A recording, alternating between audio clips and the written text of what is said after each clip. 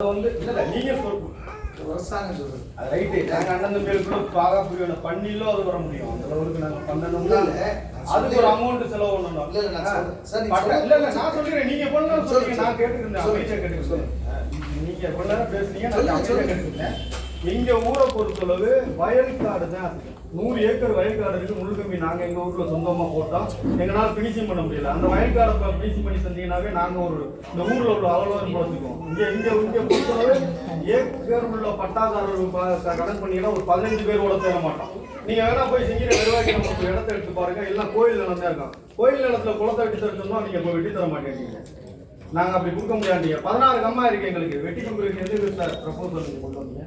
ஊராட்சி மன்ற முன்னாள் ஊராட்சி மன்ற தலைவரோட பையன் நான் ஒரு வார்டு இல்ல நீங்க கம்ப்ளைண்ட் வச்சீங்க. கம்ப்ளைண்ட் நான் சொல்றேன். கண்மாய் வந்து 2 டைப் ஆஃப் கண்மாய் இருக்காங்க. பொதுப்பணித்துறை கண்மாய் 2 கம்மா தான் சார் எங்களுக்கு. பொதுப்பணித்துறை கம்மா மொத்தம் 15ல 13 கம்மா வந்து யூனியன் டேங்க் சார். நீங்க எந்த கம்மா கேட்டு சார் நாங்க கொடுக்க மாட்டேன்னு சொல்றோம். அதே மாதிரி நீங்க ஒரு பொதுப்பணித்துறை கண்மாயில வந்து நாங்க வேலை செய்ய முடியாது சார். இந்த பொதுப்பணித்துறை கண்மாய் அவங்க செஞ்சிருக்காங்க. மற்ற யூனியன்ல இருக்கிற கண்மாயில போன வருஷம் செங்கீரை சார் 14 டேங்க் இருக்கு சார். நல்லா பண்ணிட்டாங்க சார். உங்களுக்கு 14 டேங்க் இருக்கு. நல்லா பண்ணிட்டாங்க. டிஓட்ட சர்டிபிகேட் வாங்க வேண்டியது உங்களோட கடமை சார். நாங்க வாங்கிக்கிறேன் சார். கொடுக்க மாட்டேன்டா சார். உங்களுக்கு தெரியும், நீங்க வந்தேன்னு சொன்னீங்க. நான் உங்கள்ட்ட பேசியிருக்கேன். அப்படின்னா நான் முன்னாள் தலைவரோட பையன், நான் ஒரு வார்டு மெம்பர். நீங்க வந்தேன்னு சொன்னீங்க, நான் பேசியிருக்கேன். வந்து கொடுக்கல சார். ப்ரொபோசல் நாங்க ஏறி அந்த பண்ணீங்க. 240 ஏக்கர் இருக்கு கோயில் நிலம். ஒரு குளம் வெட்டிட்டாங்க கோயில் நிலத்துலன்னு சொன்னா என்ஆர்சி ஒர்க்ல கொடுக்கல சார். நீங்க வாங்கி பண்ணிட்டாங்க சார். செங்கீரை விவசாய நிலம் தான் சார் அதிகம். பட்டா லேண்ட் யாருக்கும் கிடையாது சார். கோயில் நிலம் தான் இருக்கு. எல்லாம் நீங்களே எடுத்து பண்ணுங்க. 240 ஏக்கர் இருக்கு. கவர்மெண்டே எடுத்து பண்ணுங்க, விவசாயம் பண்ணுங்க. நல்ல முடியா இப்போ வந்து சார் அந்த நம்ம செங்கீரை யூனியன் பஞ்சாயத்து ஆஃபீஸில் இந்த ஊரணி, இந்த ஊரணி குளம் அப்படின்னு லிஸ்ட் இருக்கு. அதை நாங்கள் அங்கே போய் பார்த்தோம்னா அந்த ஊரணி 13 டேங்க் இருக்கு சார். அதை செங்கீரை ஊரணி மட்டும் பர்மிஷன் போகிறோம்.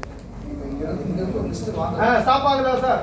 இல்லை யூனியனில் பிடிஓ லிஸ்ட்டுக்கு போகையில் 100 நாள் வேலை திட்டத்தில் அது செஞ்சிருக்குதா இல்லையான்னு அது கம்ப்யூட்டர் உள்ள போய் பார்க்குறாங்க. பார்த்துட்டு செய்யாமல் இருக்குது அப்படின்னா கொடுத்துட்றாங்க. என்னை பொறுத்தவரை கொடுத்துட்றாங்க.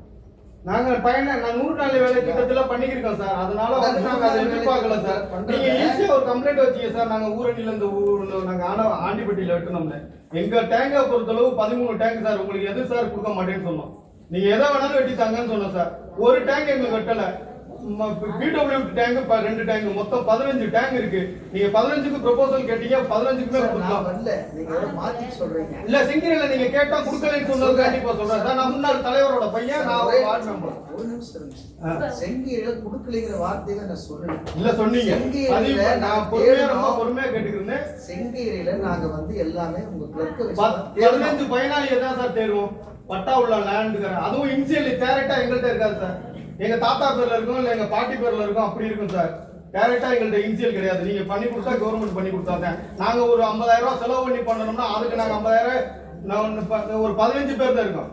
ரொம்ப கிடையாது. என் கோயில் லேண்டு ஏகப்பட்டது கிடையாது. புறம்போக்கு லேண்டு ஏகப்பட்டது கிடைக்கு. RF SF இருக்கு. நீங்க செங்கீரை வருவாய் கிராமத்தை எடுத்து பாத்தீங்கன்னா பயனாளின்னு நீங்க பாத்தீங்கன்னா 15 பேர் தான் தேர்வோம். அப்புறம் சார் அடுத்தது வந்து மானியத்துல எந்த லெவல்ல ஆமா பள்ளம் தானே வெட்டிருக்காங்க. போன மாசம் ஒரு கம்ப்ளைண்ட் வந்து ஆர்டிஓ ஆஃபீஸ்ல இருந்து அது கலெக்டர் இஷ்யூ ஆயிருக்கு. செங்கீரை வருவாய் கிராமத்தை காணும் தெரியல. இல்ல ஏன் தெரியுமா நீங்க பேசுறது? இவர் வந்து சாஸ்திரியார் வந்து நேரம் விசிட் பண்ணார். யாரும் போனாங்கன்னு தெரியாது.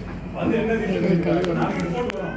நெக்ஸ்ட் ஃப்ரைடே ரிப்போர்ட் வரும். என்ன ரிப்போர்ட் வரும்? இங்க எதுவுமே விவசாயமே இல்ல. செங்கீரை வருவாய் 13 வருஷமா விவசாயம் பண்ணல. இங்க பாருங்க, இங்க கேட்க 13 வருஷமா விவசாயம் பண்ணல.